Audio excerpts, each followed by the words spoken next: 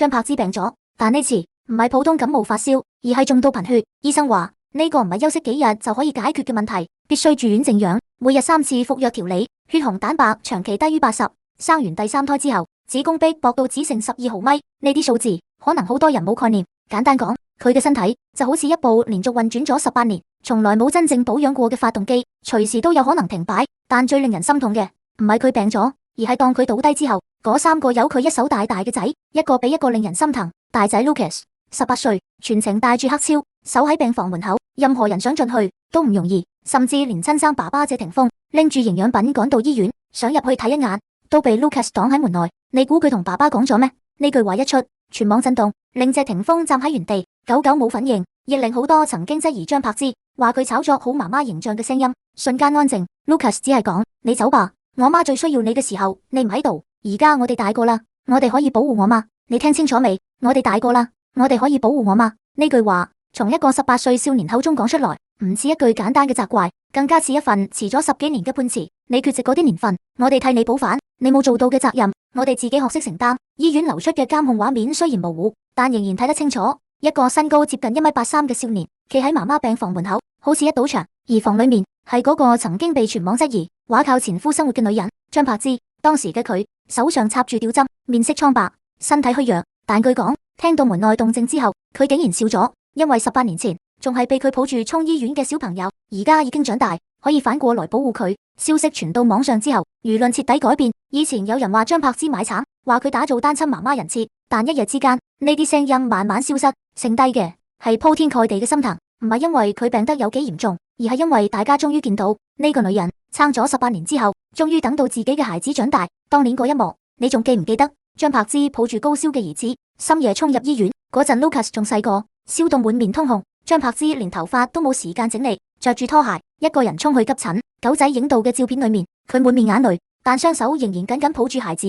18年之後，當年嗰個只能喊媽媽嘅小朋友，已經變成一個可以用肩膀幫媽媽擋住風雨嘅少年。時間俾咗一個母親最沉重嘅回應，亦俾咗一個缺席嘅父親最難反駁嘅答案。但呢件事其實遠遠未結束，因為張柏芝3個仔，3個性格，亦有3種完全唔同嘅守護方式。Lucas 係站喺門口嗰堵牆，而二仔 Quintus 又做咗一件更加令人心酸嘅事。至於最細嘅 Marcus，佢嘅反應更加令人意想不到。3個孩子到底係點樣被張柏芝一個人帶大？呢一次要由頭講起，先講大仔 Lucas。謝震軒2007年8月2號出生，今年剛剛18歲。你唔好睇佢而家已經1.8米幾高，企喺度好似一個成年人，但其實佢小時候經歷過嘅事，老港回手上仲留住好多照片。當年謝霆鋒同張柏芝離婚嗰陣，Lucas 只有4歲左右。4歲正正係一個剛開始明白世界，但又未真正理解大人世界嘅年紀。佢可能唔記得爸爸媽媽點解會分開，但佢一定記得由嗰一刻開始，屋企慢慢變成只剩低媽媽。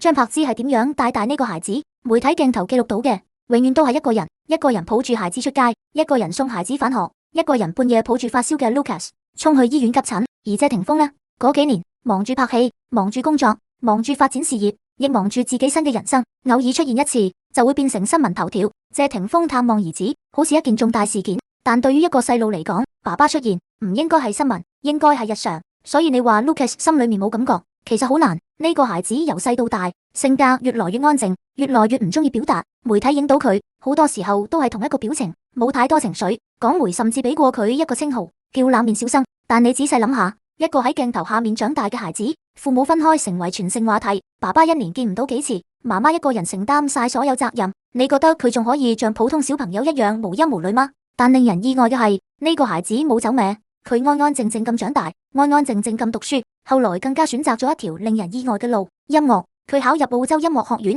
繼承咗爸爸身上嘅藝術天分。但更加特別嘅係，佢選擇嘅方向唔止係音樂，仲有心理學。你細想一下，一個父母離異，有細喺狗仔鏡頭下成長嘅孩子，點解會選擇心理學？佢係想了解別人，定係想慢慢理解自己過去經歷過嘅一切？呢背後其實藏住好多無人知道嘅心事。而真正令全網心痛嘅，就係今次張柏芝住院，媽媽被送入醫院嗰日，Lucas 係第一個趕到現場嘅人。18歲，剛剛考到車牌冇耐，據講當時考牌一次就通過。點解佢會咁急住學揸車？因為佢知道以前媽媽要照顧3個孩子，要接送，要處理所有大小事情，而家自己大個咗，可以幫手分擔，就係咁簡單。但正正係呢份簡單，更加令人心酸，因為一個孩子開始承擔責任，往往代表佢曾經見過自己最愛嘅人有幾辛苦。張柏芝入院之後 ，Lucas 守喺病房門口，畫面裏面佢着住黑色衛衣，冇戴住，整個人企喺門口，而謝霆鋒拎住大包小包營養品走過嚟，兩個人面對面站住，現場聲音聽唔清，但從動作可以睇到謝霆鋒想行入去 ，Lucas 向前一步擋住咗，然後講出嗰句：你走吧，我媽最需要你嘅時候你唔喺度，而家我哋大個啦，我哋可以保護我媽。據講，謝霆鋒當時擰喺原地，手上拎住嘅東西一直冇放低，亦冇強行進去，最後佢轉身離開。你可以想象一下嗰個畫面，一個父親被自己18歲嘅兒子擋喺門內，連想見一面生病嘅媽媽都變得困難。如果放喺普通家庭呢，已經係一個巨大衝擊，但放喺謝家，放喺張柏芝同謝霆鋒10幾年嘅關係裏面，更加似一場遲到多年嘅清雪。但 Lucas 唔係單純想阻止爸爸，佢更加似係想替媽媽，亦替過去嘅自己關上一扇遲咗18年嘅門。佢唔一定係恨爸爸，而係太清楚媽媽呢些年點樣一步一步撐過嚟。佢從來冇公開講過謝霆鋒一句壞話，但佢嘅沉默、佢嘅疏離，以及佢選擇研究心理學，其實已經說明咗好多東西。18歲對於一個普通人嚟講，可能只代表成年，但對於 Lucas 來講，代表終於有權選擇自己嘅人生。佢可以決定想見邊個，唔想見邊個，亦可以決定自己要成為一個點樣嘅人。18歲之前 ，Lucas 其實冇太多選擇。媒體上映佢笑，佢就要配合；探訪時間到，佢就要出現。每年生日影一張所謂嘅全家福，好多時候佢更似一個被安排好嘅角色，用嚟證明謝霆鋒依然係一個父親。但18歲之後，佢終於可以自己決定。佢選擇考車牌，幫媽媽分擔壓力；選擇企喺病房門口，同爸爸講出嗰句：你走吧；選擇用沉默回應一個曾經缺席太久嘅父親。有人話謝霆鋒送過好多貴重禮物，但 Lucas 真正需要嘅，從來唔係一件價值連城嘅物品，佢需要嘅係一個會出現嘅爸爸，係一個真正參與過成長過程嘅父親。18歲之前，佢冇辦法選擇，但18歲之後，佢終於可以為自己作決定。成年對於 Lucas 來講，唔只代表自由，更加代表一種責任交接。佢開始替媽媽接過照顧家庭嘅責任，亦替爸爸接過那個本應該存在嘅位置。別人18歲可能仲喺尋找未來方向，但 Lucas 18歲已經開始學識保護屋企人。而呢份成熟究竟係點樣形成？唔係一日之間，係18年裏面一點一點累積。係見過媽媽病倒，見過媽媽最疲憊嘅樣，係聽過電話裏面媽媽虛弱到講唔出完整句子，係慢慢發現有一個應該出現嘅人，並唔係每一次都出現。Lucas 唔係突然長大，佢係被時間一點一點雕刻成今日嘅模樣。但如果話 Lucas 係沉默守護，咁二仔 Quintus 就完全係另一種方式。佢同哥哥性格完全唔同，更加開朗，更加直接，更加似一個陽光大男孩。但對於媽媽嘅愛，一點都唔比哥哥少。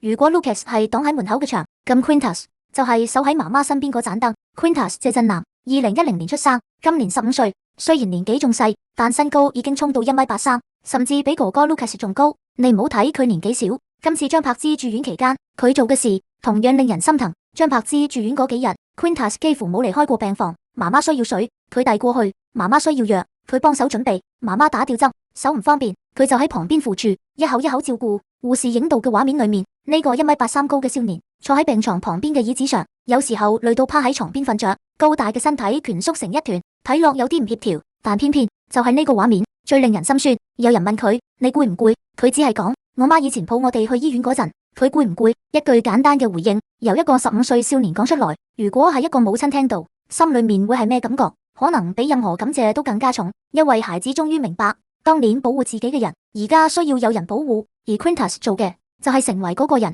而 Quintus 對媽媽嘅保護，唔止係留喺病房裏面。之前有一次，三母子喺西班牙被路人偶遇，張柏芝帶住 Quintus 同 Marcus 喺街上行，行到一半 ，Quintus 突然停低，然後蹲低身，將媽媽背上自己背脊，直接背住佢向前行。張柏芝當場嚇親，之後又忍唔住笑出來。呢個畫面被路人影低，傳上網之後，評論區好多留言都話呢個兒子冇白養。但你知道背後真正令人心酸嘅細節嗎？ Quintus 背起媽媽之前，先問咗一句：媽，你係咪有頭暈？一句說話已經說明晒佢有幾了解媽媽嘅身體狀況。佢知道媽媽長期貧血，知道媽媽有時候會突然唔舒服，所以佢背媽媽唔係單純覺得好玩，更加唔係為了表現自己孝順，而係擔心媽媽行行下會跌低。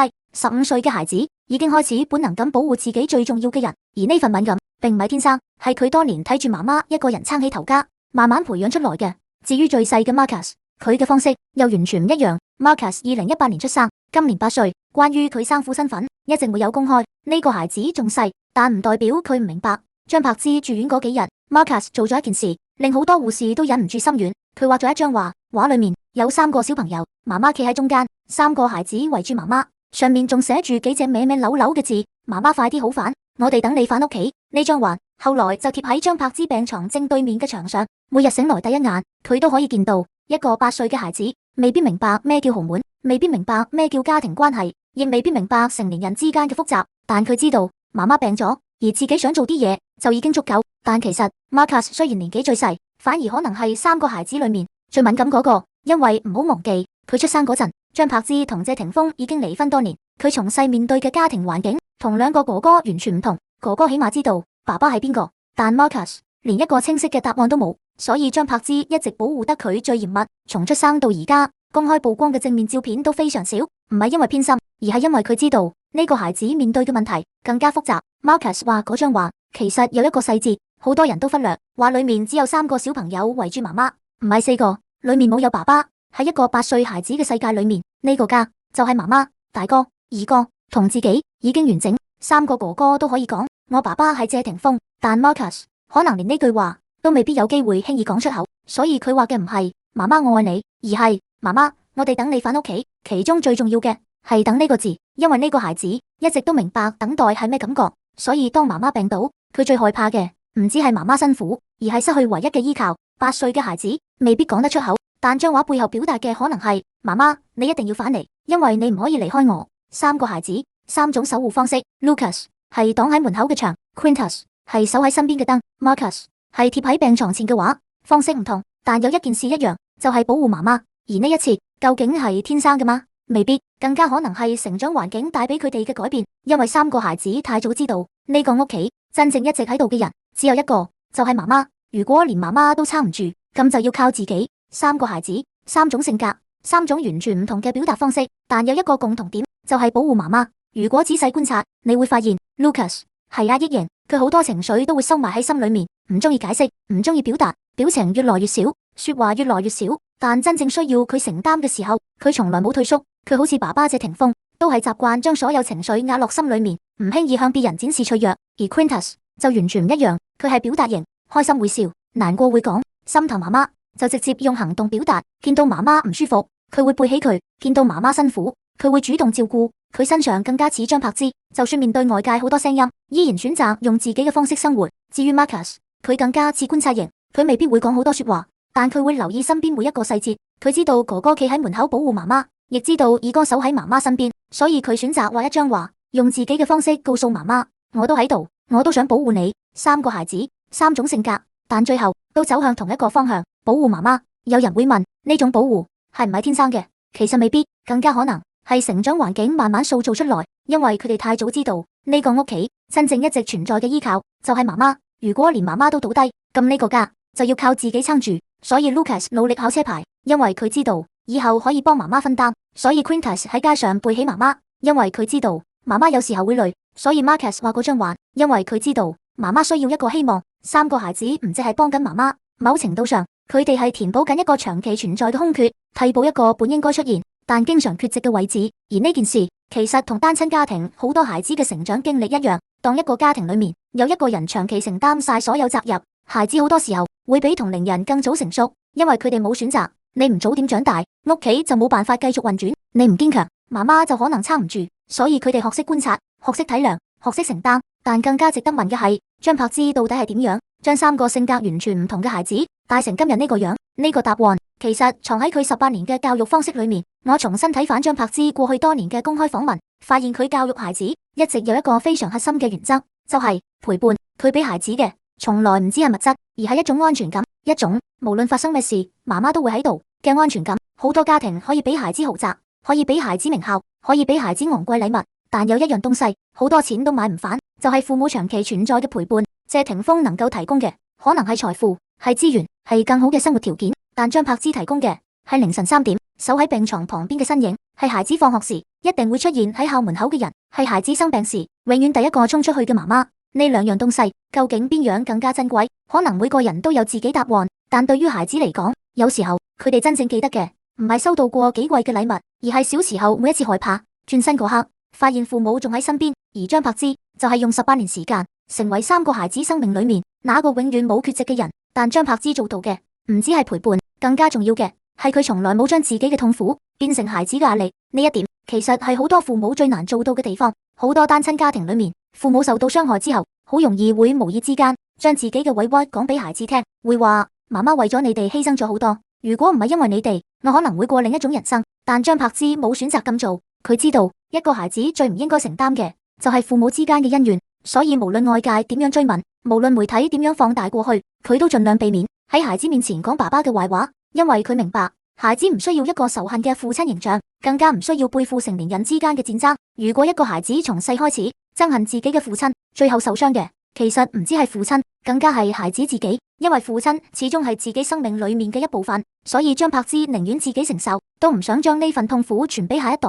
佢希望孩子知道，爸爸有爸爸嘅人生，爸爸可能唔完美，但你哋唔需要因為大人嘅問題懷疑自己，亦唔需要覺得自己缺少咗一部分。呢種教育方式其實非常難，因為作為一個受傷嘅女人，佢當然有資格抱怨，有資格憤怒，有資格講出所有委屈，但作為一個母親，佢選擇咗另外一條路，將傷口留俾自己，將安全感留俾孩子。第二點就係佢從來冇讓孩子覺得自己係一個負擔，佢唔會不斷強調媽媽為你哋付出幾多，媽媽有幾辛苦，因為佢知道呢句話背後其實可能會成為孩子一世嘅壓力。孩子會開始覺得係咪因為我，所以媽媽先咁辛苦？係咪我令媽媽失去自由？呢種內疚一旦形成，可能會伴隨一個人好多年。所以張柏芝傳遞俾孩子嘅一直都係另一種訊息：媽媽選擇生你哋，媽媽選擇照顧你哋，呢一切係媽媽自己嘅決定，你哋唔需要內疚，只需要好好成長。而第三點亦係最重要嘅一點，佢唔係一個完美媽媽，但佢係一個永遠在場嘅媽媽。孩子需要佢嘅時候，佢就出現；孩子生病，